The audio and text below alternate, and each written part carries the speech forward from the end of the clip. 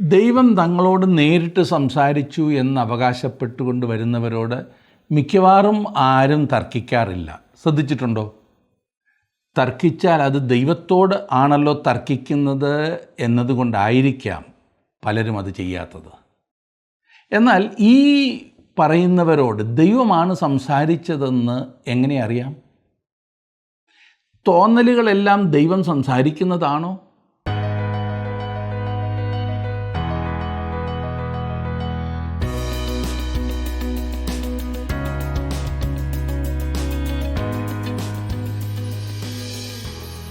ഇയ്യോബിൻ്റെ പുസ്തകമാണല്ലോ നാം പഠിച്ചുകൊണ്ടിരിക്കുന്നത്. ഇയ്യോബിൻ്റെ വലിയ പ്രശ്നത്തിൻ്റെ നടുവിൽ അവനെ ആശ്വസിപ്പിക്കുവാൻ വന്ന ഒരു സ്നേഹിതൻ ഇയ്യോബിൻ്റെ സകല പ്രശ്നങ്ങൾക്കും കാരണമെന്ത് എന്ന് ദൈവം തന്നോട് നേരിട്ട് സംസാരിച്ചു എന്ന് അവകാശപ്പെട്ടു. എന്നാൽ മുൻപോട്ട് പഠിക്കുമ്പോൾ അത് ദൈവം സംസാരിച്ചതല്ലായിരുന്നു എന്ന് നാം കാണുന്നു. ഇന്ന് അനേകരുടെയും പ്രശ്നം ദൈവം സംസാരിക്കുന്നത് തിരിച്ചറിയുവാൻ കഴിയുന്നില്ല എന്നത് തന്നെയാണ്. ദൈവവചനത്തിലൂടെയാണ് ദൈവം നമ്മോട് സംസാരിക്കുന്നത്. ഇയ്യോബിൻ്റെ പുസ്തകം 4-ാം അധ്യായത്തിൻ്റെ 9-ാം വാക്യം മുതലാണ് ഇന്ന് നാം പഠിക്കുന്നത്. ഇയ്യോബിൻ്റെ പുസ്തകം 4-ാം അധ്യായം എടുത്താട്ടെ.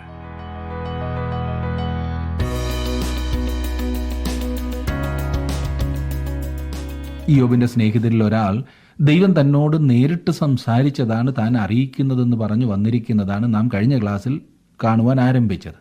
എലീഫസ്. അവൻ്റെ വാക്കുകൾ കോരിത്തരിപ്പിക്കുന്നതാണ്. അവൻ്റെ ദർശനത്തെക്കുറിച്ചുള്ള വിവരണം ഏതൊരു വ്യക്തിയെയും ആകർഷിക്കുന്ന വിധത്തിലായിരുന്നു. നാം ഇയ്യോബിൻ്റെ പുസ്തകം 4-ാം അധ്യായത്തിൻ്റെ 8-ാം വാക്യം വരെ കണ്ടിരുന്നല്ലോ. 8-ാം വാക്യം ഞാൻ വീണ്ടും ഒന്ന് വായിക്കാം, ശ്രദ്ധിച്ചാട്ടെ. 8-ാം വാക്യത്തിൽ നാം കാണുന്നത്, ഞാൻ കണ്ടിടത്തോളം അന്യായം ഉഴുത് കഷ്ടത വിതയ്ക്കുന്നവർ അതുതന്നെ കൊയ്യുന്നു. വളരെയധികം ഉയർന്ന ഒരു പീഠത്തിൽ നിന്നുകൊണ്ടാണ് എലീഫസ് ഇത് സംസാരിക്കുന്നത്. അവൻ ഇത് പറയുമ്പോൾ ഇയ്യോബിനെ താഴ്ത്തി, അതെ, വളരെ താഴെയാണ് അവൻ കാണുന്നത്. ഇയ്യോബ് ഇതുവരെ വെളിപ്പെടുത്തിയിട്ടില്ലാത്ത എന്തോ അവൻ്റെ ജീവിതത്തിൽ മറഞ്ഞിരിപ്പുണ്ട് എന്ന് എലീഫസ് തറപ്പിച്ച് പറയുന്നു. ഇയ്യോബ് വിതച്ചതൊക്കെ കൊയ്യുക മാത്രമാണെന്ന് എലീഫസ് പറയുന്നു. അപ്പോൾ അനുഭവം എപ്പോഴും ശരിയാകണമെന്നില്ല, ഇല്ലേ? മറ്റുള്ളവരുടെ മേൽ നമ്മുടെ തോന്നലുകളുടെ വെളിച്ചത്തിൽ കുറ്റാരോപണം നടത്തുന്നത് നിശ്ചയമായും തെറ്റാണ്, നീചമാണ്. 9-ാം വാക്യം, ദൈവത്തിൻ്റെ ശ്വാസത്താൽ അവർ നശിക്കുന്നു, അവൻ്റെ കോപത്തിൻ്റെ ഊത്തിനാൽ മുടിഞ്ഞു പോകുന്നു. ഈ മനുഷ്യൻ തെറ്റാണ്. ദൈവം തൻ്റെ മക്കളെ ശിക്ഷണത്തിൽ വളർത്തുന്നു, എന്നാൽ അവൻ ഒരിക്കലും അവരെ നശിപ്പിക്കുന്നില്ല. നമ്മിൽ പലരും ഉപദേശങ്ങൾ നൽകുന്നത് പോലെയാണ് എലീഫസും ഇവിടെ സംസാരിക്കുന്നത്. എങ്ങനെയാണ് ഒരാൾ കാര്യങ്ങൾ ചെയ്യേണ്ടതെന്ന് വളരെ നല്ല ഭാഷയിൽ, മനോഹരമായ വാക്കുകളിൽ നമുക്ക് പറയുവാൻ സാധിക്കും. എന്നാൽ നാം പറയുന്നത് ഒരുപക്ഷെ ശരിയാകുകയില്ല. വാക്കുകൾക്ക് പഞ്ഞമില്ലെങ്കിൽ എന്തും പറഞ്ഞു ഫലിപ്പിക്കാമെന്നാണ് പലരും ചിന്തിക്കുന്നത്. എലീഫസ് ആ ചിന്തയുടെ ഒരു നല്ല ഉദാഹരണമാണ്. 10-11 വാക്യങ്ങൾ, സിംഹത്തിൻ്റെ ഗർജനവും കേസരിയുടെ നാദവും ബാലസിംഹങ്ങളുടെ ദന്തങ്ങളും അറ്റുപോയി. സിംഹം ഇരയില്ലായികയാൽ നശിക്കുന്നു, സിംഹിയുടെ കുട്ടികൾ ചിതറിപ്പോകുന്നു. കഷ്ടത വിതയ്ക്കുന്നവർ ദുഷ്ടത തന്നെ കൊയ്യുവാൻ പോകുന്നെന്നും പല്ലൊടിഞ്ഞുപോയ ബാലസിംഹം പോലെ അവർ നശിക്കുമെന്നും ഇരയെ കൂട്ടിവെക്കുവാൻ കഴിയാത്ത സിംഹം പോലെ തീർന്നു പോകുമെന്നും എലീഫസ് അലങ്കാര ഭാഷയിൽ പറയുന്നു. തുടർന്ന് എലീഫസ് പറയുന്നത് ഇത് അവൻ്റെ മേൽ വ്യക്തമായി കാണിച്ചു കൊടുത്തതാണ് പോൽ, കാരണം അവനൊരു ദർശനമുണ്ടായി എന്ന്. അവൻ തൻ്റെ സ്വപ്നത്തെക്കുറിച്ച് വിവരിക്കുമ്പോൾ വാസ്തവത്തിൽ നാം കോരിത്തരിച്ചു പോകും. എലീഫസിൻ്റെ ഭാഷയിൽ രോമഹർഷം ഭവിക്കും. 12-ാം വാക്യം നോക്കിക്കേ, എൻ്റെ അടുക്കൽ ഒരു ഗൂഢവചനമെത്തി, അതിൻ്റെ മന്ദസ്വരം എൻ്റെ ചെവിയിൽ കടന്നു. അല്പം കൂടി അടുത്ത് നിന്ന് കേൾക്കൂ. സംഭവിക്കുന്നത് എന്താണെന്ന് ശ്രദ്ധിച്ച് കേട്ടാലും പറയുന്നതൊന്നും വിടരുത്. 13-14 വാക്യങ്ങൾ, മനുഷ്യർക്ക് ഗാഠനിദ്ര പിടിക്കും നേരം രാത്രി ദർശനങ്ങളാലുള്ള മനോഭാവനകളിൽ ഭയവും നടുക്കവും എന്നെ പിടിച്ചു. എൻ്റെ അസ്ഥികളൊക്കെയും കുലുങ്ങിപ്പോയി. ഇതേതോ നിഗൂഢതയായി തോന്നുന്നില്ലേ? രക്തം കട്ട പിടിപ്പിക്കുന്ന ദർശനങ്ങളില്ലേ? ദർശനം ഇരുട്ടിൽ, അതെ, രാത്രിയിലാകുന്നു സംഭവിച്ചത്. 15-16 വാക്യങ്ങൾ, ഒരാത്മാവെൻ്റെ മുഖത്തിനെതിരെ കടന്നു, എൻ്റെ ദേഹത്തിന് രോമഹർഷം ഭവിച്ചു. ഒരു പ്രതിമ എൻ്റെ കണ്ണിനെതിരെ നിന്നു, എങ്കിലും അതിൻ്റെ രൂപം ഞാൻ തിരിച്ചറിഞ്ഞില്ല. മന്ദമായൊരു സ്വരം ഞാൻ കേട്ടതെന്തെന്നാൽ, എന്തൊരു ദർശനമില്ലേ! ഇത് കേട്ടാൽ തന്നെ തണുത്തു പോകും. എലീഫസ് വാക്കുകൾ കൊണ്ട് അങ്ങനെ പണിതുയർത്തുകയാണ്. കേട്ടിട്ട് ഭയം തോന്നുന്നു, പേടിപ്പിക്കുന്നത് തന്നെ. ഇതിനു മുൻപ് ആരും കേട്ടിട്ടില്ലാത്ത എന്തോ ആകുന്നു എലീഫസ് പറയുവാൻ പോകുന്നതെന്ന കാര്യത്തിൽ തർക്കമില്ല. ഇതിനു മുൻപ് ആരും അറിഞ്ഞിട്ടുള്ള കാര്യമല്ല. കാരണം ഇദ്ദേഹത്തിന് പ്രത്യേക ദർശനത്തിലൂടെ ഇറക്കിക്കൊടുത്തതല്ലേ. അവൻ അതൊക്കെ വ്യക്തമായി കണ്ടു എന്നാണ് പറഞ്ഞത്. അവനൊരു ദർശനമുണ്ടായി. അതുണ്ടായപ്പോൾ ഇരുട്ടായിരുന്നു. ഒരാത്മാവ് അവൻ്റെ മുഖത്തിനെതിരെ കടന്നു. എന്താണ് ഈ പുത്തൻ വാർത്ത? ആർക്കും ലഭിച്ചിട്ടില്ലാത്ത ദർശനം. 17-ാം വാക്യം, മർത്യൻ ദൈവത്തിലും നീതിമാനാകുമോ? നരൻ സൃഷ്ടാവിലും നിർമ്മലനാകുമോ? ചേടാ, ഇത് പറയുവാനാണോ ഇത്രയും വലിയ മുഖവുര നൽകിയത്? നിങ്ങളുടെ കാര്യം എനിക്കറിയില്ല, ഞാൻ നിരാശപ്പെട്ടു പോയി കേട്ടോ. ഏതോ വലിയ കാര്യം പറയുന്നത് കേൾക്കുവാൻ നാം എല്ലാം ചെവിയും കൂർപ്പിച്ചിരിക്കുമ്പോൾ പറഞ്ഞത് എന്താണെന്ന് കേട്ടില്ലേ? ഒരു മനുഷ്യനെ ഈ മുകളിൽ പറഞ്ഞതുപോലെയൊക്കെയുള്ള അനുഭവങ്ങൾ, ദർശനങ്ങളൊക്കെ ഉണ്ടായി. എന്നാൽ മഹത്തായ, അതെ, നാം ഒന്നും ഇതിനു മുൻപ് ഒരിക്കലും കേട്ടിട്ടില്ലാത്ത എന്തെങ്കിലും മർമ്മവുമായി വരേണ്ടതിന് പകരം ഇത് കേട്ടില്ലേ? ദൈവത്തെ പോലും അധിക്ഷേപിക്കുന്ന വിധത്തിലുള്ളൊരു സംസാരം. ഇതിനകത്ത് എന്താണ് പുതുമ? ഇത്രയും ഒന്നുമില്ലാത്തൊരു കാര്യം അവതരിപ്പിക്കുവാൻ അവൻ അല്പം കൂടി അങ്ങ് ഊതി വീർപ്പിച്ചു എന്ന് മാത്രമല്ലേ. ഇത് പണ്ടൊരു മല ഗർഭം ധരിച്ച് നോവ് കിട്ടി ഒരു ചുണ്ടലിയെ പ്രസവിച്ചെന്ന് പറഞ്ഞതുപോലെയാണ്. അതത്ര എലീഫസ് ചെയ്തത്. അവൻ വലിയ നാവോടുകൂടി പറഞ്ഞ വാക്കുകൾ കേട്ടാൽ തോന്നും അവൻ ഏതോ വലിയ പ്രസ്താവന ഇറക്കുവാൻ പോവുകയാണ് എന്ന്, ഏതോ പുതിയ സത്യം അവതരിപ്പിക്കുവാൻ പോവുകയാണെന്ന്. അവൻ പറഞ്ഞ കാര്യം ഇതാണ്: മർത്യൻ ദൈവത്തിലും നീതിമാനാകുമോ? ഒരിക്കലുമില്ല. നമ്മളെല്ലാവർക്കും അതറിയാം. അത് മനസ്സിലാക്കുവാൻ നമുക്കൊരു ദർശനമോ പേടിപ്പെടുത്തുന്ന ഒരു രാത്രി സ്വപ്നമോ ഒന്നും ആവശ്യമില്ല. യുക്തിയുക്തമായി ഒന്ന് ചിന്തിച്ചാലും നിങ്ങൾക്ക് അതിൻ്റെ ആവശ്യമുണ്ടോ? ഒരു രാത്രിയിലെ ഉറക്കം കളഞ്ഞ് ഇതുപോലൊരു പഴകിയ, എല്ലാവർക്കും വ്യക്തമായ ഒരു സംഗതി വെളിപ്പെടുത്തുന്നതിൽ യാതൊരു യുക്തിയും ഞാൻ കാണുന്നില്ല. ഇത് വാസ്തവത്തിൽ പുതുമ ഒന്നുമില്ല. എന്നിട്ടും ഇതാണ് അനുഭവത്തിൻ്റെ ശബ്ദം. ഇതുപോലുള്ള ഗംഭീര ദർശനങ്ങളുമായി ഇന്ന് അനേകരും ഇറങ്ങിയിട്ടുണ്ട് കേട്ടോ. അവർ പറയുന്നത് അനുഭവത്തിൻ്റെ ശബ്ദമാകുന്നു അതെന്നത്രേ. എന്നാൽ എന്താണ് അതിൽ ആത്മീക വർധന വരുത്തുന്നതായിട്ടുള്ളത്?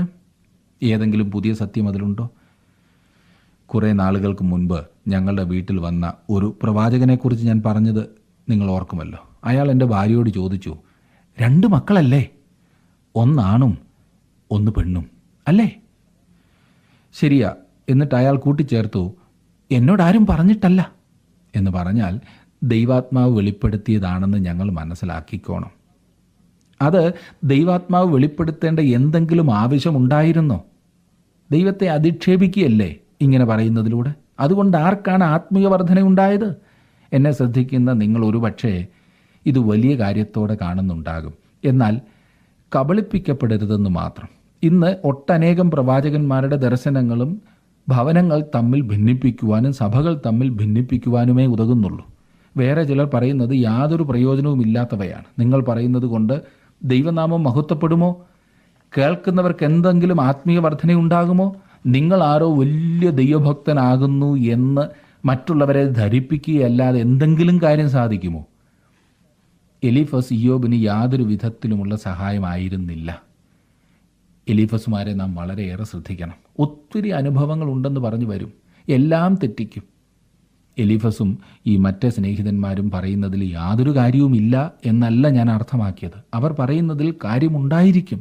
എന്നാൽ ഞാൻ അർത്ഥമാക്കിയത് അവർ ഇയ്യോബിനെ ഒരു വിധത്തിലും സഹായിക്കുന്നില്ല എന്നാണ്. അടുത്ത 2 വാക്യങ്ങളൊന്ന് ശ്രദ്ധിച്ചാലും 18ഉം 19ഉം. ഇതാ, സ്വദാസന്മാരിലും അവന് വിശ്വാസമില്ല, തൻ്റെ ദൂതന്മാരിലും അവൻ കുറ്റം ആരോപിക്കുന്നു. പൊടിയിൽ നിന്നുത്ഭവിച്ച് മൺപുരകളിൽ പാർത്ത് പുഴുപോലെ ചതഞ്ഞു പോകുന്നവരിൽ എത്രയധികം. ദൈവത്തിൻ്റെ ദൂതന്മാർ പോലും ഭോഷത്വമായി പ്രവർത്തിക്കുന്നു എന്ന്. എങ്കിൽ പിന്നെ മൺപുരകളിൽ താമസിക്കുന്ന നാം എത്രയധികം ഭോഷത്വമായി പ്രവർത്തിക്കാം? ഈ പറഞ്ഞതിനേക്കാൾ നല്ല ഒരു വിശദീകരണം നമ്മുടെ ശരീരത്തെക്കുറിച്ച് നൽകുക പ്രയാസമാണ്.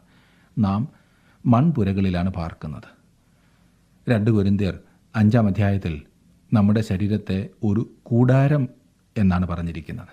കാറ്റടിച്ച് തകർത്ത് കളയുവാൻ കഴിയുന്ന ബലഹീനമായ ചെറിയൊരു കൂടാരം. നാം മൺപുരകളിലാണ് പാർക്കുന്നത്. അധികം താമസിക്കാതെ നമ്മുടെ വീടുകൾ നമ്മുടെ മേൽ തന്നെ വീഴും. 20-21 ഉഷസ്സിനും സന്ധ്യയ്ക്കും മധ്യേ അവർ തകർന്നു പോകുന്നു. ആരും ഗണ്യമാക്കാതെ അവർ എന്നേക്കും നശിക്കുന്നു. അവരുടെ കൂടാരക്കയറ് അറ്റുപോയിട്ട് അവർ ജ്ഞാനഹീനരായി മരിക്കുന്നില്ലയോ? നമ്മുടെ ശരീരങ്ങൾ എത്ര ബലമുള്ളതാണെങ്കിലും എത്ര സുന്ദരമാണെങ്കിലും സാരമില്ല, അവയ്ക്ക് അല്പായുസ് മാത്രമാണ്. ശ്രദ്ധേയമായ സത്യങ്ങളാണ് എലീഫസ് പറയുന്നത്.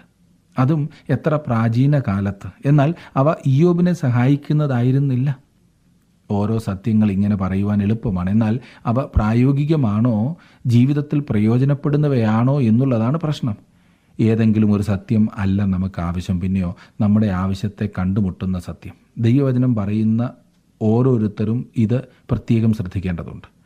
ഈ സ്നേഹിതന്മാരെല്ലാം തന്നെ ഏതാനും സത്യങ്ങളാണ് പറയുന്നത്, ചില ആശ്ചര്യകരമായ കാര്യങ്ങൾ. ഇത് വായിക്കുന്നത് എനിക്കിഷ്ടമാണ്, നിങ്ങൾക്കും അങ്ങനെയാണെന്ന് ഞാൻ വിശ്വസിക്കട്ടെ. എന്നാൽ ഇത് ഇയ്യോബിൻ്റെ ആവശ്യത്തിന് ഉതകുന്നതല്ല. ഈ മനുഷ്യരെ നിർത്തിയിട്ട് ഇനിയും നിങ്ങൾ ഇതുപോലെ സംസാരിക്കരുത്, കാരണം നിങ്ങൾ തെറ്റായ വഴിയിലാണ് മുൻപോട്ട് പോകുന്നത്, നിങ്ങൾ പറയുന്നത് ഈ മനുഷ്യനെ ഒരു വിധത്തിലും സഹായിക്കുന്നതല്ല എന്ന് പറയുവാൻ തോന്നിപ്പോകും. ഏതായാലും നമുക്ക് 5-ാം അധ്യായത്തിലേക്ക് പ്രവേശിക്കാം. അവിടെ എന്താണ് എലീഫസ് തുടർന്ന് പറയുന്നത് എന്ന് നമുക്ക് കാണുവാൻ സാധിക്കും. 5-ാം അധ്യായത്തിൻ്റെ 1-ാം വാക്യം: വിളിച്ചു നോക്കുക, ഉത്തരം പറയുന്നവനുണ്ടോ? നീ വിശുദ്ധന്മാരിൽ ആരെ ശരണം പ്രാപിക്കും? ഇന്നും ഇതൊരു നല്ല ചോദ്യം തന്നെയാണ്. സഹായത്തിനായി നീ ആരുടെ അടുത്തേക്ക് തിരിയും? വിശുദ്ധന്മാർക്ക് നിങ്ങളെ സഹായിക്കുവാൻ കഴിയുകയില്ല. ഇയ്യോബിൻ്റെ സമയമായപ്പോഴേക്കും കുലപതിമാർ, അതെ, അബ്രഹാമും ഇസഹാക്കും യാക്കോബും ഒക്കെ പോയിരുന്നിരിക്കും. ഒരുപക്ഷെ അബ്രഹാമും ഇസഹാക്കും മരിച്ചു പോയിരുന്നിരിക്കും, യാക്കോബ് ജീവിക്കുന്നുണ്ടായിരുന്നിരിക്കാം, നമുക്കറിയില്ല. അബ്രഹാമിന് സഹായിക്കുവാൻ കഴിയുമായിരുന്നില്ല, ഇസഹാക്കിന് സഹായിക്കുവാൻ കഴിയുമായിരുന്നില്ല, പണ്ട് ജീവിച്ചിരുന്ന ആർക്കും തന്നെ സഹായിക്കുവാൻ കഴിയുമായിരുന്നില്ല. അതേ സുഹൃത്തെ, ഏതൊരു വിശുദ്ധൻ്റെ അടുത്തേക്കാണ് താങ്കൾ തിരിയുന്നത്? 2-3 വാക്യങ്ങൾ: നീരസം ഭോഷനെ കൊല്ലുന്നു, ഈർഷ്യ മൂഢനെ ഹിംസിക്കുന്നു. മൂഢൻ വേരൂന്നത് ഞാൻ കണ്ടു, ക്ഷണത്തിൽ അവൻ്റെ പാർപ്പിടത്തെ ശപിച്ചു. ഭോഷനും ദുഷ്ടനും അഭിവൃദ്ധി പ്രാപിക്കുന്നത് താൻ കണ്ടു എന്നാണ് എലീഫസ് പറയുന്നത്. എന്നാൽ ഒടുവിൽ അവർ തകർന്നു പോകുന്നത് നാം കാണുന്നു. അത് വാസ്തവമാണില്ലേ? ദുഷ്ടന്മാരുടെ സമൃദ്ധി കണ്ടിട്ട് അസ്വസ്ഥനായി തീർന്ന ദാവീദ് എഴുതി, ദുഷ്ടൻ പ്രബലനായിരിക്കുന്നതും സ്വദേശികമായ പച്ചവൃക്ഷം പോലെ തഴയ്ക്കുന്നതും ഞാൻ കണ്ടിട്ടുണ്ട്. ഞാൻ പിന്നെ അതിലെ പോയപ്പോൾ അവനില്ല, ഞാൻ അന്വേഷിച്ചു, അവനെ കണ്ടതുമില്ല. ദൈവഭക്തന്മാരായ മനുഷ്യർ കഷ്ടമനുഭവിക്കുമ്പോൾ എന്തുകൊണ്ടാണ് ദുഷ്ടന്മാർ അഭിവൃദ്ധിപ്പെടുന്നതെന്ന് ദാവീദ് ആശ്ചര്യപ്പെടുന്നു. അവനത് ശ്രദ്ധിച്ചു. ഒടുവിൽ ദൈവം ദുഷ്ടനെ താഴ്ത്തിക്കളയുന്നത് ദാവീദ് കണ്ടു. സംഗീതക്കാരനായ ആസാഫിൻ്റെ പ്രശ്നവും ഇതായിരുന്നല്ലോ. 73-ാം സങ്കീർത്തനത്തിൽ നാം അത് കാണുന്നു. എന്നാൽ ദൈവസന്നിധിയിൽ ചെന്ന ആസാഫിൻ്റെ സംശയത്തിന് നിവാരണമുണ്ടായി എന്ന് നാം കാണും. ദൈവം ഹിറ്റ്ലറെ നീക്കിക്കളയുവാൻ വളരെയേറെ സമയമെടുത്തു എന്ന് തോന്നുന്നില്ലേ? നാം അതിൽ ജീവിക്കുന്നതിനാൽ സമയം വളരെ നീണ്ടുപോകുന്നു എന്ന് തോന്നാം. എന്നാൽ അത് കുറച്ചു വർഷങ്ങൾ മാത്രമേ ഉണ്ടായിരുന്നുള്ളൂ. എന്തുകൊണ്ട് ദൈവം ഇന്ന് ദുഷ്ടമനുഷ്യർക്കെതിരായി പ്രവർത്തിക്കുന്നില്ല? അതെ, ദൈവം സാവകാശം പ്രവർത്തിക്കുന്നുണ്ട്. തൻ്റേതായ സമയത്ത് ദൈവമില്ലാത്തവനെ ദൈവം താഴെ കൊണ്ടുവന്നുകൊള്ളും. അവന് നിത്യത മുഴുവൻ തൻ്റെ മുൻപിലുണ്ടല്ലോ. വേരൂന്നുകയും അഭിവൃദ്ധിപ്പെടുകയും ചെയ്തതിന് ശേഷം പെട്ടെന്ന് തകർന്നു പോയ ഒരു ഭോഷനായി എലീഫസ് ഇയ്യോബിനെ കണക്കാക്കുന്നു. താങ്കളുടെ വിലപ്പെട്ട നിർദ്ദേശങ്ങളും അഭിപ്രായങ്ങളും പ്രാർത്ഥനാ വിഷയങ്ങളും ഇന്ന് തന്നെ ഞങ്ങളെ വിളിച്ചറിയിക്കുക. വിളിക്കേണ്ട നമ്പർ 8281384455.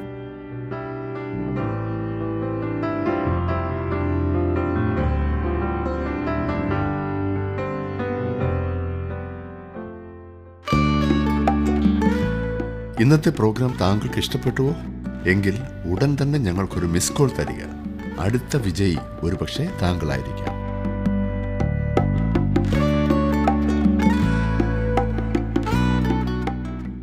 4 മുതൽ 7 വരെയുള്ള വാക്യങ്ങളിൽ നാം കാണുന്നത് 5-4 മുതൽ. അവൻ്റെ മക്കൾ രക്ഷയോടകന്നിരിക്കുന്നു, അവർ രക്ഷകനില്ലാതെ വാതിൽക്കൽ വെച്ച് തകർന്നു പോകുന്നു. അവൻ്റെ വിളവ് വിശപ്പുള്ളവൻ തിന്നുകളയും, മുള്ളുകളിൽ നിന്നും അതിനെ പറിച്ചെടുക്കും. അവരുടെ സമ്പത്ത് ദാഹമുള്ളവർ കപ്പിക്കളയും. അനർത്ഥം ഉത്ഭവിക്കുന്നത് പൂഴിയിൽ നിന്നല്ല, കഷ്ടത മുളയ്ക്കുന്നത് നിലത്തു നിന്നുമല്ല. തീപ്പൊരി ഉയരെ പറക്കും പോലെ മനുഷ്യൻ കഷ്ടതയ്ക്കായി ജനിച്ചിരിക്കുന്നു. ഇവിടെ ഇതാ എലീഫസ് പറഞ്ഞ ഒടുവിലത്തെ പ്രസ്താവന സത്യമാകുന്നുവോ എന്നറിയുവാൻ ഒരു ടെസ്റ്റ് ട്യൂബിൽ ഒഴിച്ചൊന്നും പരിശോധിക്കേണ്ട ആവശ്യമില്ല. മനുഷ്യൻ കഷ്ടതയ്ക്കായി ജനിച്ചിരിക്കുന്നു. മനുഷ്യ കുടുംബത്തിൽ വിപത്തുകളും പ്രതികൂല സാഹചര്യങ്ങളും ദുഃഖവും വേദനകളും ഭാരങ്ങളും ആകുല ചിന്തകളും അസ്വസ്ഥതകളും എല്ലാം ഉണ്ട്. ഇത് തർക്കമറ്റ സംഗതിയാകുന്നില്ലേ? ഇതറിയുവാൻ ഒരാൾ ആകെ ചെയ്യേണ്ടത് വർത്തമാനപത്രം എടുത്ത് മനുഷ്യ കുടുംബത്തിൻ്റെ ഭാഗികമായ ഒരു റിപ്പോർട്ട് വായിക്കുക മാത്രമാണ്. തീപിടുത്തങ്ങൾ, വാഹനാപകടങ്ങൾ, മറ്റു ദുരന്തങ്ങൾ, കൊള്ളകൾ, യുദ്ധങ്ങൾ, ലഹളകൾ, അങ്ങനെ എത്രയെത്ര ബുദ്ധിമുട്ടുകളാണ് നമുക്ക് ചുറ്റും നാം കാണുന്നത്. നനച്ചിരിക്കാത്ത സമയത്ത് ഭവനത്തിലുണ്ടായ വേർപാട്. ഞാൻ കണ്ട കഷ്ടം ആർക്കും അറിയില്ല എന്ന് ചിലർ പറയാറുണ്ട്. എന്നാൽ അതെല്ലാവർക്കും അറിയാം. കാരണം എല്ലാ മനുഷ്യർക്കും കഷ്ടമുണ്ട്. നമുക്കെല്ലാം ഒരേ നിറമല്ല, ഒരേ പൊക്കമല്ല, ഒരേ വണ്ണമല്ല, രക്തത്തിൻ്റെ ഗ്രൂപ്പ് പോലും ഒന്നല്ല, ബുദ്ധിശക്തിയിലും വ്യത്യാസമുണ്ട്. എന്നാൽ നമുക്കെല്ലാം കഷ്ടമുണ്ട്. ആ കാര്യത്തിൽ നാം എല്ലാം തമ്മിൽ വളരെയേറെ സാമ്യമുണ്ട്. ആരും കഷ്ടത്തിൽ നിന്നും ഒഴിവാക്കപ്പെട്ടവരോ അതിനുള്ള പ്രതിരോധ കുത്തിവയ്പ്പെടുത്തവരോ അല്ല. കണ്ണുനീർ സാർവലൗകികമാണ്. മനുഷ്യവർഗത്തിൻ്റെ വലിയ കഷ്ടപ്പാട് നാം എല്ലായിടത്തും കാണുന്നുണ്ട്. വാസ്തവത്തിൽ മനുഷ്യൻ എന്നുള്ളതിൻ്റെ ഒരു എബ്രായ പദം എനാഷ് എന്നാണ്. അതിൻ്റെ അർത്ഥം ദുഃഖാർത്ഥൻ എന്നത്രേ, ദുരിതമനുഭവിക്കുന്നവൻ. അതാണ് മനുഷ്യൻ. മരണവും നികുതികളും ഒഴിച്ചാൽ തീർച്ചയായിട്ടുള്ളത് ഒന്നുമില്ല എന്ന് ആരോ പറഞ്ഞത് വാസ്തവമാണ്. മരണവും നികുതികളും ഒഴിച്ചാൽ. ഇതോടുകൂടി ഒരു കാര്യം കൂടി നമുക്ക് ഉറപ്പാക്കാം, കഷ്ടവും. തീപ്പൊരി ഉയരെ പറക്കും പോലെ മനുഷ്യൻ കഷ്ടതയ്ക്കായി ജനിച്ചിരിക്കുന്നു എന്നാണ് ഇവിടെ പറയുന്നത്. തീപ്പൊരി മുകളിലേക്കാണ് പറക്കുന്നത് എന്നത് ഒരു സാർവലൗകിക നിയമമാകുന്നു. അത് യാദൃച്ഛികമായിട്ടല്ല അങ്ങനെ സംഭവിക്കുന്നത്, അത് അങ്ങനെ മാത്രമേ സംഭവിക്കൂ. കഷ്ടവും പ്രയാസവും പാപവും എല്ലാം അടിസ്ഥാനപരമായി ദൈവത്തോടുള്ള അനുസരണക്കേടിൻ്റെ ഫലമാകുന്നു. യെശയ്യാപ്രവചനം 48 അധ്യായത്തിൻ്റെ 22 വാക്യത്തിൽ ദുഷ്ടന്മാർക്ക് സമാധാനമില്ല എന്ന് യഹോവ അരുളി ചെയ്യുന്നു. കുറ്റമറ്റ സാമൂഹിക രാഷ്ട്രീയ സംവിധാനമുള്ളൊരു സാങ്കല്പിക രാഷ്ട്രം പാപത്തിൽ പണിതെടുക്കുവാൻ മനുഷ്യൻ ശ്രമിക്കുന്നു. എന്നാൽ അത് സാധ്യമല്ല എന്ന് നമുക്കറിയാം. സമാധാന പ്രഭുവിനെ കൂടാതെ സഹസ്രാബ്ദ വാഴ്ച നമുക്ക് സാധ്യമല്ല. സമാധാന പ്രഭുവിനെ കൂടാതെ ലോകത്തിൽ സമാധാനം നേടിയെടുക്കുവാൻ മനുഷ്യർക്ക് സാധിക്കില്ല. അതിനുവേണ്ടി മനുഷ്യൻ കഠിന പ്രയത്നം ചെയ്യുന്നുണ്ട്. അതുകൊണ്ട് മനുഷ്യന് കഷ്ടം വരുന്നു. നീതിമാന്മാർ കഷ്ടപ്പെടേണ്ടി വരുന്നു. ദൈവമക്കൾക്കും ഇന്ന് പ്രശ്നങ്ങളുണ്ട്. ചിലപ്പോൾ ഒരു ദൈവപൈതലിൻ്റെ ജീവിതത്തിൽ വെറും മണ്ടത്തരം കാരണം കഷ്ടം വന്നെന്ന് വന്നേക്കാം കേട്ടോ. ഒരിക്കലൊരു സ്ത്രീ എന്നോട് പറഞ്ഞു, എൻ്റെ ഭർത്താവാണ് എൻ്റെ ക്രൂശ് എന്ന്. കുരിശെന്നാണല്ലോ സാധാരണ പറയാനുള്ളതല്ലേ. അയാൾ എത്ര മോശമാണെങ്കിലും ശരി, അയാൾ ഒരിക്കലും അവളുടെ കുരിശല്ല, അവളാണ് അതങ്ങനെ ആകുന്നു എന്ന് പറഞ്ഞത്. അത് അവളുടെ മണ്ടത്തരമാണ്. നിങ്ങൾ സന്തോഷത്തോടെ എടുക്കുന്ന ഒന്നാണ് നിങ്ങളുടെ ക്രൂശ്. ചിലപ്പോൾ കഷ്ടം പിതാവിങ്കിൽ നിന്ന് പൈതലിനുള്ള ഒരു ശിക്ഷയാകും. നാം നശിച്ചു പോകുവാനല്ല, നാം കൂടുതൽ പ്രയോജനപ്പെടുവാൻ, അതിനാണ് ശിക്ഷ തരുന്നത്. 1 കൊരിന്ത്യർ 11:31 പറഞ്ഞിരിക്കുന്നത്, നാം നമ്മെ തന്നെ വിധിച്ചാൽ വിധിക്കപ്പെടുകയില്ല. നാം നമ്മെ തന്നെ വിധിക്കാത്ത പക്ഷം ദൈവം നമ്മെ വിധിക്കേണ്ടതായി വരും എന്നത്രേ. നമ്മെ ശുദ്ധീകരിക്കുവാനാകുന്നു ദൈവം അങ്ങനെ ചെയ്യുന്നത്. കഷ്ടങ്ങൾ ചിലപ്പോൾ നമ്മെ ശിക്ഷണത്തിൽ നടത്തുവാൻ വേണ്ടി അയക്കുന്നതായിരിക്കും. ശിക്ഷയും ശിക്ഷണവും 2 കാര്യമാകുന്നെന്നറിയാമല്ലോ. തിരുവചനത്തിൽ നമ്മോട് പറഞ്ഞിരിക്കുന്നത്, കർത്താവ് താൻ സ്നേഹിക്കുന്നവനെ ശിക്ഷിക്കുന്നു, താൻ കൈക്കൊള്ളുന്ന ഏതു മകനെയും തല്ലുന്നു എന്നാണ്. എബ്രായർ 12:6. ഫറവോൻ്റെ കൊട്ടാരത്തിൽ എല്ലാ സുഖ സൗകര്യങ്ങളോടും കൂടി ജീവിച്ച മോശ പാപത്തിൻ്റെ തൽക്കാല ഭോഗത്തെക്കാളും ദൈവജനത്തോടുകൂടെ കഷ്ടം അനുഭവിക്കുന്നത് തിരഞ്ഞെടുത്തു എന്ന് എബ്രായർ 11:25 നാം വായിക്കുന്നു. അത് മോശയ്ക്കുള്ള ഒരു ശിക്ഷണമായിരുന്നു. മിദ്യാന മരുഭൂമിയിൽ 40 വർഷത്തെ പരിശീലനം എടുത്തില്ലായിരുന്നെങ്കിൽ മോശയെ ഇസ്രായേലിനെ വിടുവിക്കുന്നതിനായി ദൈവം ഉപയോഗിക്കുമായിരുന്നില്ല. അതുപോലെ തന്നെ തർസോസുകാരനായ ശൗൽ, ആ തല ഉയർത്തിപ്പിടിച്ച് നടന്നിരുന്ന പരീശൻ, അവൻ ക്രിസ്തുവിനെ അറിയുവാൻ ഇടയായപ്പോൾ ദൈവം അവനോട് പറഞ്ഞത്, എൻ്റെ നാമത്തിനു വേണ്ടി അവൻ എന്തെല്ലാം കഷ്ടം അനുഭവിക്കേണ്ടതാകുന്നു എന്ന് ഞാൻ അവനെ കാണിക്കും എന്നത്രേ. ദൈവം വാസ്തവത്തിൽ അവനെ ആ ചക്കിലൂടെ കടത്തിവിട്ടു. കഷ്ടമെന്നത് പിതാവിൻ്റെ ഒരു ശിക്ഷണമാകാം. നമ്മെ സഹിഷ്ണുത പഠിപ്പിക്കുന്നതിനും ദൈവത്തിലുള്ള ആശ്രയം പഠിപ്പിക്കുന്നതിനുമുള്ള ഉദ്ദേശത്തോടു കൂടെ വരുന്നതാകാം ചിലപ്പോൾ കഷ്ടം. യാക്കോബ് പറഞ്ഞത്, നിങ്ങളുടെ വിശ്വാസത്തിൻ്റെ പരിശോധന സ്ഥിരത ഉളവാക്കുന്നു എന്നറിഞ്ഞ് അത് അശേഷം സന്തോഷം എന്നെണ്ണുവീൻ. ചിലപ്പോൾ നമ്മിലെ പരുപരുത്ത പ്രതലങ്ങളെ മിനുസപ്പെടുത്തുവാൻ ദൈവം മണൽക്കടലാസിട്ട് പിടിക്കുന്നതാകും ജീവിതത്തിലെ കഷ്ടങ്ങൾ. മനസ്സിലായല്ലോ? ദൈവം തന്നോട് ചെയ്യുന്നത് അതാകുന്നു എന്ന് ഇയ്യോബ് മനസ്സിലാക്കി എന്ന് നാം കാണുന്നതാണ്. ഇയ്യോബിൻ്റെ പുസ്തകം 23 അധ്യായത്തിൻ്റെ 10 വാക്യം നാം വായിക്കുമ്പോൾ അവിടെ കാണുന്നത്, എന്നാൽ ഞാൻ നടക്കുന്ന വഴി അവൻ അറിയുന്നു, എന്നെ ശോധന കഴിച്ചാൽ ഞാൻ പൊന്നുപോലെ പുറത്തു വരും. അവനെ മിനുക്കുവാൻ വേണ്ടി ദൈവം അവൻ്റെ മേൽ മണൽക്കടലാസ് പിടിക്കുന്നതാണെന്ന് ഇയ്യോബ് കണ്ടു. ചിലപ്പോൾ നമ്മുടെ മനസ്സും ഹൃദയവും തന്നിൽ ഉറപ്പിച്ച് നിർത്തുവാൻ വേണ്ടി ദൈവം നമ്മുടെ ജീവിതത്തിൽ കഷ്ടം അനുവദിക്കും. ഇന്ന് നമ്മിൽ പലർക്കുമുള്ള വിശദീകരണമാകുന്നു ഇത്. ഒരു ദൈവപൈതലിൻ്റെ ജീവിതത്തിൽ കഷ്ടം വരുന്നതിൽ തക്കതായ കാരണങ്ങളുണ്ട് സുഹൃത്തെ. അങ്ങനെ എലീഫസ് പറയുന്ന കാര്യത്തിൽ വാസ്തവം വളരെ ഉണ്ട്. അതായത്, തീപ്പൊരി ഉയരെ പറക്കും പോലെ മനുഷ്യൻ കഷ്ടതയ്ക്കായി ജനിച്ചിരിക്കുന്നു. ഇനിയും 8 മുതൽ 16 വരെയുള്ള വാക്യങ്ങൾ നോക്കിക്കാട്ടെ. അത് മുഴുവൻ വായിക്കാൻ സമയമില്ല. എലീഫസ് ഇവിടെ പറയുന്നത് എന്തെന്നാൽ, ദൈവം വിശ്വസ്തനാകുന്നു, ദൈവം നല്ലവനാകുന്നു, ദൈവം നീതിമാനാകുന്നു എന്നത്രേ. അവൻ വളരെ നല്ല ഒരു വിധത്തിലാണ് ഇത് പറയുന്നതും. ഇത് വാസ്തവമാണെങ്കിലും ഈ മനുഷ്യൻ്റെ, അതായത് ഇയ്യോബിൻ്റെ പ്രശ്നത്തിൻ്റെ ആഴത്തിൽ അത് പതിക്കുന്നില്ല. എലീഫസ് വാസ്തവത്തിൽ ഇയ്യോബിനോടല്ല സംസാരിക്കുന്നത് പോലും. ഇന്ന് അനേകരുടെയും പ്രശ്നം ഇത് തന്നെയാണ്. യഥാർത്ഥ പ്രശ്നം എന്തെന്ന് കൈകാര്യം ചെയ്യേണ്ടതിന് പകരം കുറേ സിദ്ധാന്തങ്ങൾ പറഞ്ഞ് അവസാനിപ്പിക്കുന്നു. അതുകൊണ്ട് ആർക്കും ഒരു പ്രയോജനവും ഉണ്ടാകുന്നില്ല.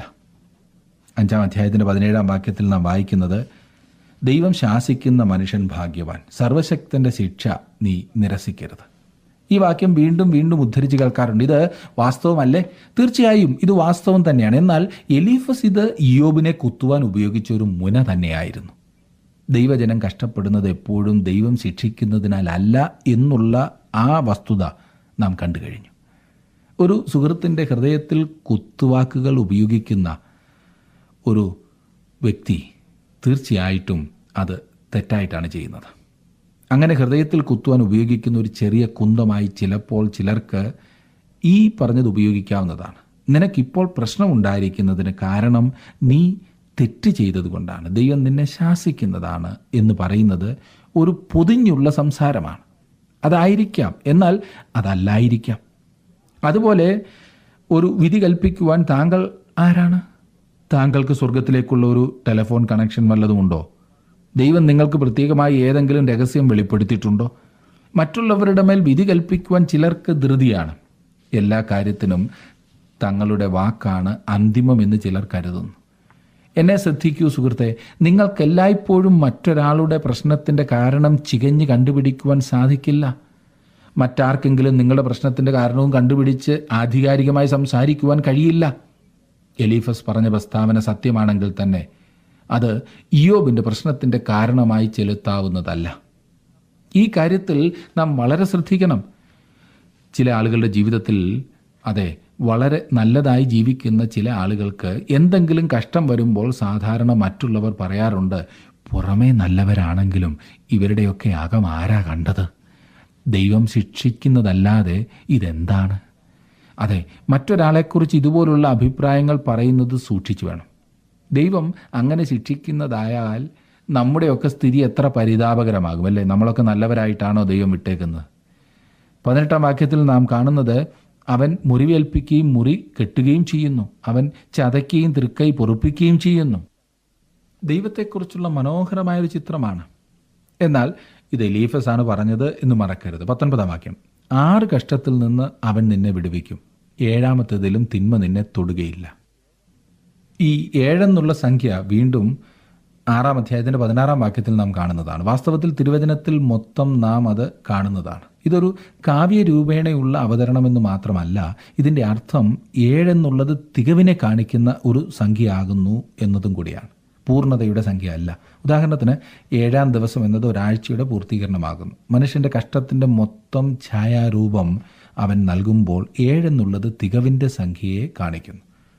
20ഉം 21ഉം വാക്യങ്ങളിലേക്ക് വരുമ്പോൾ ദൈവം നിന്നെ ഇനിയും പറയുന്ന 7 കഷ്ടങ്ങളിൽ നിന്നും വിടുവിക്കും എന്ന് ഇവിടെ നാം കാണുന്നു. 1, ക്ഷാമകാലത്ത് അവൻ നിന്നെ മരണത്തിൽ നിന്ന് വിടുവിക്കും. 2, യുദ്ധത്തിൽ വാളിൻ്റെ വെട്ടിൽ നിന്നും വിടുവിക്കും. 3, നാവെന്ന ചമ്മട്ടിയിൽ നിന്നും വിടുവിക്കും. യുദ്ധം കൊന്നിട്ടുള്ളതിനേക്കാൾ ഏറെ മനുഷ്യരെ കൊന്നിട്ടുള്ളത് നാവാകുന്നു എന്നറിയാമല്ലോ. ദുഷ്ടനാവിൽ നിന്നും ദൈവം നമ്മെ വിടുവിക്കേണ്ടതിനായി നാം പ്രാർത്ഥിക്കണം. നാലാമതായി, നാശങ്ങൾ വരാതെ ദൈവം സൂക്ഷിക്കും. അതെ, പ്രകൃതിക്ഷോഭം, മറ്റു വിപത്തുകൾ. അഞ്ചാമത്തെ കാര്യം 22-ാം വാക്യത്തിൽ, ക്ഷാമത്തിൽ നിന്നും അവൻ വിടുവിക്കും. എവിടെല്ലാം സുവിശേഷം അംഗീകരിക്കപ്പെട്ടിട്ടുണ്ടോ അവിടം സാധാരണയായി അഭിവൃദ്ധിയുടെ ഒരു സ്ഥലമായി തീരാറുണ്ട് എന്ന വസ്തുത നിങ്ങൾ ശ്രദ്ധിച്ചിട്ടുണ്ടോ? അനേകം സ്ഥലങ്ങളിൽ ഞാനിത് കാണാറുണ്ട്. ഇത് യാദൃച്ഛികമല്ല എന്നോർക്കണം. ദൈവവചനം അനുസരിക്കുന്നിടത്ത് അതിൻ്റേതായ അനുഗ്രഹമുണ്ട്. എത്ര മഹത്തായ ഒന്നത്രേ ഈ അനുഭവം. 6, കാട്ടിലെ മൃഗങ്ങളോടുള്ള ഈ അവസ്ഥയിൽ നീ ഇണങ്ങിയിരിക്കും. 7, ഒടുവിലത്തെ പ്രശ്നം മരണമാകുന്നു. എലീഫസ് മരണത്തെക്കുറിച്ച് പറയുന്നത് ഏതോ ഭയാനകമായ രാക്ഷസനെ പോലെയല്ല, പിന്നെയോ സ്വാഗതം ചെയ്തിട്ടുള്ള ഒരു സംഗതി. 27-ാം വാക്യത്തിൽ നാം കാണുന്നു, ഞങ്ങളത് ആരാഞ്ഞു നോക്കി, അതങ്ങനെ തന്നെയാകുന്നു, നീ അത് കേട്ട് ഗ്രഹിച്ചു കൊള്ളുക. എലീഫസിൻ്റെ ആദ്യത്തെ സംവാദം ഇവിടെ ഉപസംഹരിക്കുന്നു. ഇത് ഇയ്യോബിൻ്റെ ആവശ്യത്തിന് ഉപകരിക്കുന്നതല്ലായിരുന്നു. വാസ്തവത്തിൽ ഇപ്പോൾ ഇയ്യോബ് ചിന്താക്കുഴപ്പത്തിലും ജിജ്ഞാസയിലുമൊക്കെയാണ്. സഹതാപത്തിനു വേണ്ടി അവൻ കരയുന്നു.